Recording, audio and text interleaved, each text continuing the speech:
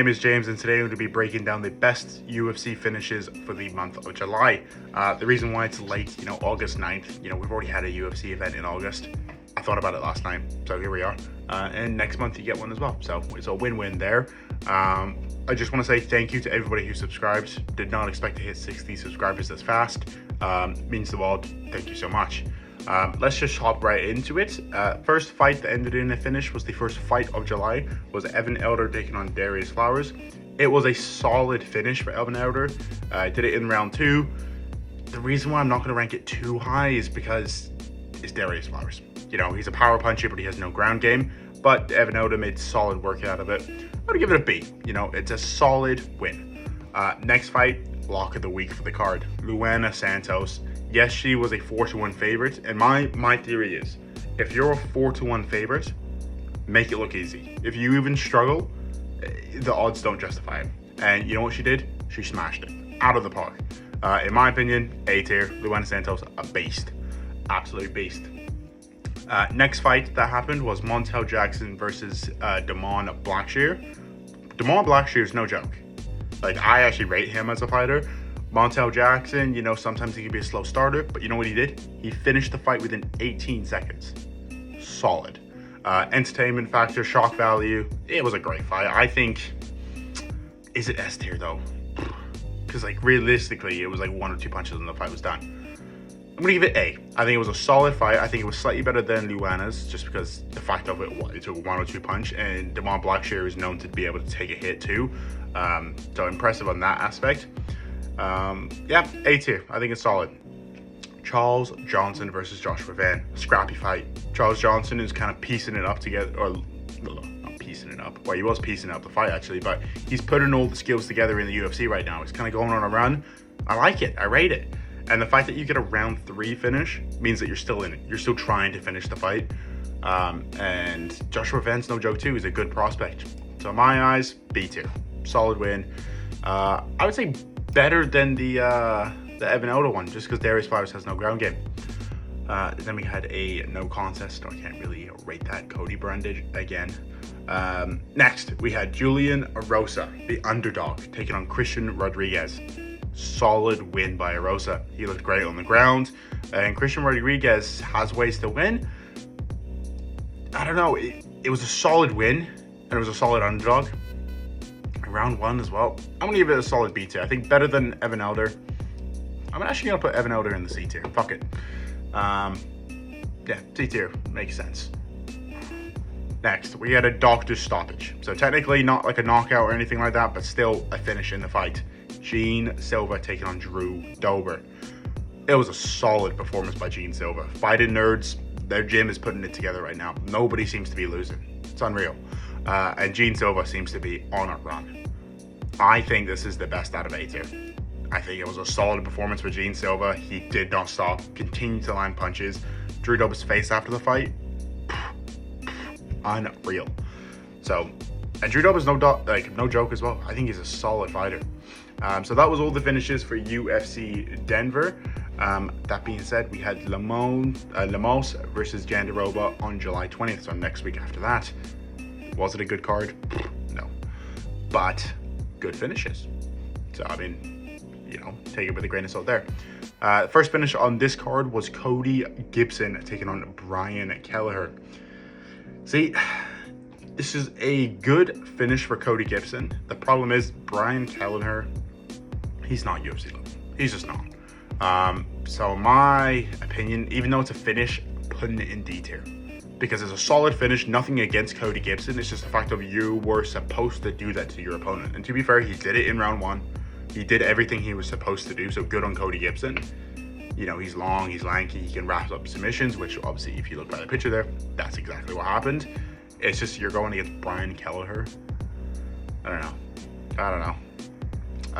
Speaking of a more entertaining fight, though, Jong Yong Lee versus Haider Emil. Is this how I thought the fight would go? Not at all. Was I entertained? Yes.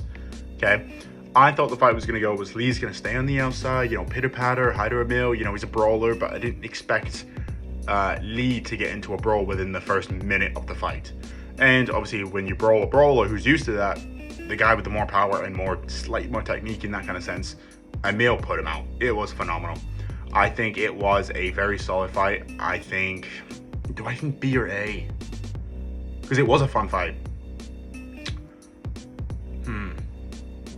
I'm gonna go A tier just because of the entertainment factor of it. For the pause there, my recording on my computer kind of just stopped there. But anyway, let's get back into it. Do Hoo Choi versus Bill Algea was the next finish. Solid fight. Do Hoo Choi did not expect him to have that kind of KO power in the second round as well. I think it was a solid fight. I know Bill Algea can sometimes be chinny. So is it B? Is it A? Okay. If anything, it's either the top of C or the end of B. I'm gonna go with the top of C, see how that sits with my gut, and then at the end I'll kind of adjust it if I think it's different. Cody Durden versus Bruno Silva, great entertaining fight to watch, so obviously that gets some points there. Cody Durden dominated the first round with his wrestling, and then he got sparked by Bruno Silva because Cody Durden is notoriously chinny. So I'm gonna solid fight. I think middle of B is kind of how you would do it because it was an entertaining fight for the first round. Second round, big upset. So I like it. I like to see those kind of fights as well. Next we have Steve Garcia. He just finds ways to win. Very impressive. Was I like the most impressed by this fight? You know, it was great, but like it was just like an average finish. Now what do I do with this though? Because now that he's the Bill Algea fights in the C tier, it kind of makes sense to stay in the C tier. Was Steve Garcia's fight better? I'm gonna say yeah. It was more entertaining to watch. So we'll run with that. Next, we have the one-eye. I don't know.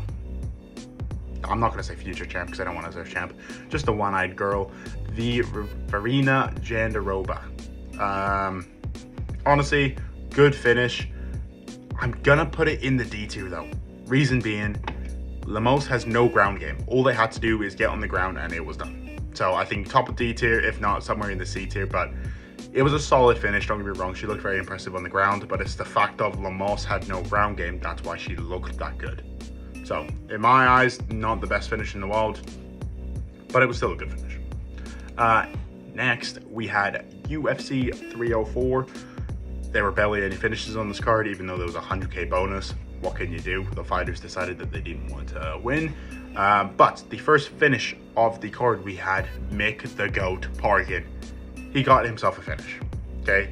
He's normally a decision fighter. I bet the over rounds for this one, got smoked there, but you know what? I'm happy for Mick. He got a performance of the night bonus as well by sparking Lucas Brzeski. We like that. In my eyes, Mick Parkin, S tier. You love to see it. The big boy got it done. Right, and he's not normally a finisher too, so I like that he's kind of got the momentum now. He's got the decisions. We know he has KO power even in the first round. Love to see it. You really do. Next, we had Sam Peterson taking on Kiefer Crosby. Sam Peterson, same thing, heavy favorite. He got it done like he was supposed to do. The problem is though, the reason why I can't rank him as high as I necessarily want to, his opponent. It's not like his opponent was good on the ground, so no wonder he got the finish. So in my eyes, this is definitely a C tier finish, not because of Sam Patterson. It's because of his opponent not having anything on the ground. So is it better than Evan Elder? I don't know. I think maybe slightly, but I wouldn't put it much more like over the Steve Garcia or Bill Algea knockout. Next, we had Modestas Bukauskas taking on Marci Prachnio. It was a solid fight to watch. Very sloppy. There was no technique. Just two brawlers going at it. Both guys got tired towards the end, but Bukauskas had the cardio to keep it going and kind of kept calm and found the submission in round 3 once Prachnio was gassed out. And to be fair, both guys almost got the finish. So I think it's the B tier fight, or maybe it's the top of C actually. I think top of C, because the reason being it was a very entertaining fight to watch, and yes, he got the finish at the end, but it was heading to a decision. Both guys almost knocked each other out multiple times, and it wasn't like a clear cut, yes, I got the submission, you know, it was just because Prachnio kind of got tired and there was no technique on either side. So I think top of C tier for sure. Much higher than that, I think you're pushing it. Next fight finish we had pretty much on the main card. Everything else was the decision on these cards. What the hell? About that. To be fair, the card was at 4 a.m., so can you really blame them? Not really. King Green taking on Paddy the Baddy. S2. It just has to be S2. I think better than McParkin as well. King Green or Bobby Green, obviously Bobby Green. He's never been finished. Never been finished. Never been finished by a submission, and Paddy the Baddy got it done. To be fair, how it got to the ground was kind of like a, Bobby kind of just had to shoot a takedown because he kind of got stumbled a little bit. Either way, though, when it was on the ground, Paddy fucking showed who he is. Great stuff. And no surprise here, Tom Aspinall, the real champion of the heavyweight division. S tier, by far number one. Absolutely dominated it. The first minute, yes, he was getting hit a little bit, but it wasn't like actually connected. He was kind of rolling with the punches. He has a Giga Chad chin. He's not going out by Curtis Blades. And what happened? He knocked his ass out within 1 minute. We love to see that. People are complaining about early stoppage. No chance. No chance. When Curtis was on the ground, he was not intelligently defending himself, and he got hit within 15 times within a span of like 12 seconds or something like that. There's no way it was an early stoppage. So yeah, that was my tier list of the finishes. Let me know if you guys have different opinions or how you would make your tier list for the month of July. If you like this kind of style, like the video and obviously comment below as well. And yes, until next time.